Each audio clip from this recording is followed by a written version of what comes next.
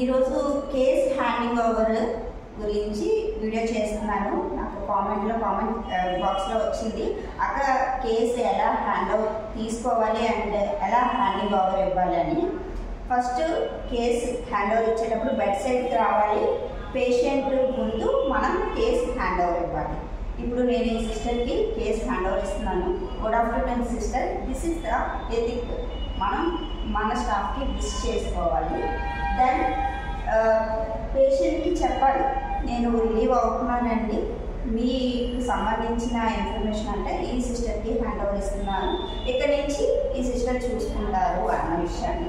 తర్వాత case hand over ఇచ్చేటప్పుడు నార్మల్గా ఎలా చేస్తారు, నిన్న ఈ కేసు ఈ సిస్టర్ చూసారనుకో, మీకు తెలిసిందే సేమ్ కొత్తగా నేను చెప్తాను. ఇప్పుడు సిస్టర్కి హ్యాండింగ్ ఓవర్ ఎలా ఇవ్వాలి అంటే, ఫస్ట్ నేమ్ జీ లావణ్య, పేరు సపోజ్ ఒక పేరు అనుకుందాం. ఈ పేరు అనుకుని పలానా IP number, date of admission and ఏంటి డయాగ్నోసిస్, అసలు ఎలా వచ్చారు ఏంటి, ఆమెకి అయిన ప్రొసీజర్ ఏంటి, ప్రస్తుతానికి డాక్టర్స్ చెప్పిన నోట్స్ ఏంటి, ప్రతిదానికి కన్సెంట్ చూసుకోవాలి తీసుకున్నామా లేదా.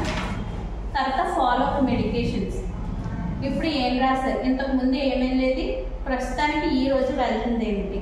ఎందుకంటే ఫస్ట్ మనం ఇంజక్షన్ నుంచి స్టార్ట్ చేసి తర్వాత టాబ్లెట్ ఫామ్స్లోకి వెళ్తాము, లేదంటే డైలీ ఇన్వెస్టిగేషన్స్ అడ్వైజ్ చేస్తారు, అవి వచ్చాయా లేదా, ఒకవేళ వస్తే ఎప్పుడు వస్తాయి, అవి మళ్ళీ ఎప్పుడు కలెక్ట్ చేసుకోవాలి, ఏమైనా స్కానింగ్స్ అడ్వైజ్ చేశారా, స్కానింగ్ అయితే ఎప్పుడు అవుతుంది, మళ్ళీ అది అయ్యిందా లేదా, అప్పుడు నేనే ఎంతవరకు చేశానో చేస్తాను, తర్వాత నుంచి మీకు ఎలా ఫాలో అప్ అవ్వాలి, నేను ఏం చేశానో చెప్పాలి, మీరు ఏం చేయాలో చెప్పాలి, అవన్నీ వచ్చేయలేదనేది ఫాలో అప్ చేసుకోవాలి. అది నార్మల్ హ్యాండింగ్ ఓవర్. తర్వాత వైటల్స్ మెయింటైన్ చేసామా లేదా, అవుట్పుట్ మెయింటైన్ చేసామా లేదా, ప్రతిదానికి మన పేషెంట్ మామూలుగా మెడికల్ చార్ట్ తిరిగేస్తుంటే తెలుస్తుంది.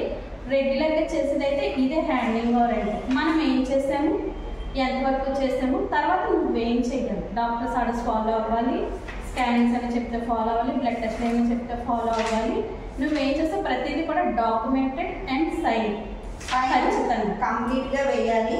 ఎవ్రీథింగ్ డాక్యుమెంట్ చేసేటప్పుడు టైం వేయాలి and page to page handing over ఇవ్వాలి. ఎవ్రీ టైం ఏంటి ఎప్పుడు ఇచ్చినా సరే, మీరు ఇదే కేసు రేపు తీసుకున్నా సరే మీరు పేజ్ టు పేజ్ ఫస్ట్ నుంచి మళ్ళీ చూడాలి, ఎందుకంటే ఏదైనా మిస్ అవ్వచ్చు. సో ప్రతిదీ కూడా చూసి ఏదైనా ఇన్కంప్లీట్ ఉంటే ఎందుకు ఇన్కంప్లీట్ ఉంది ఒకసారి అడిగి దాన్ని ఆవిడ ఇప్పుడు కంప్లీట్ చేయగలిగితే చేయమని చెప్పాలి, లేదు అంటే మీరు చేయగలిగితే మీరైనా అది అంటే ఒక టీం వర్క్గా ఉండాలి. మీరు చేయలేకపోయారు అనుకో, దానికి రీజన్ మీరు కనుక్కొని ఇంకేసి మీరు చేయగలిగితే మీరు చేసేయాలి. ఇప్పుడు డాక్టర్ ఇన్వెస్టిగేషన్స్ అడ్వైస్ చేశారు, మార్నింగ్ టైము సమ్ ఏదో ప్రాబ్లం అవ్వలేదు, సో కాజ్ ఏంటి మీరు డాక్యుమెంట్ చేసుకోండి. మీరు ఆ ఇన్వెస్టిగేషన్స్ కానీ రిపోర్ట్స్ కానీ నెక్స్ట్ సిక్స్త్ వాళ్ళు అది చేసేసేయాలి. నెక్స్ట్ ఇదంతా case sheet handing over, each and every page hand over తీసుకోవాలి. ఇన్వెస్టిగేషన్స్ కానీ డ్రగ్స్ కానీ నర్సెస్ నోట్స్ కానీ వాళ్ళు ఎలా రాశారు అవన్నీ కూడా మొత్తం హ్యాండ్ ఓవర్ తీసుకోవాలి. డాక్టర్ సైన్ స్టాంపు ఉందా లేదా, టైము డేట్ అది చూడాల్సిన రెస్పాన్సిబిలిటీ స్టాఫ్ నర్సెస్కే ఉంటుంది. ఎందుకంటే డాక్టర్స్ బిజీగా ఉండొచ్చు, మనమే అడిగి సైన్ స్టాంపు అయ్యేలా చూసుకోవాలి. సర్జరీ కేస్ షీట్ అయితే ఇంకా కేర్ఫుల్గా చూడాలి. అయితే బెడ్ సైడ్కి వచ్చేసరికి each drug and every equipment hand over చేయాలి ఆ పేషెంట్కి సంబంధించి.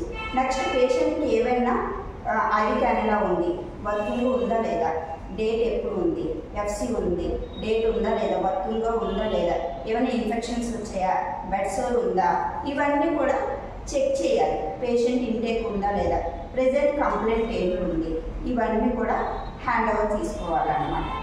సో ఇది కొంచెం small information about handing over, case handing over అండి. ఓకే.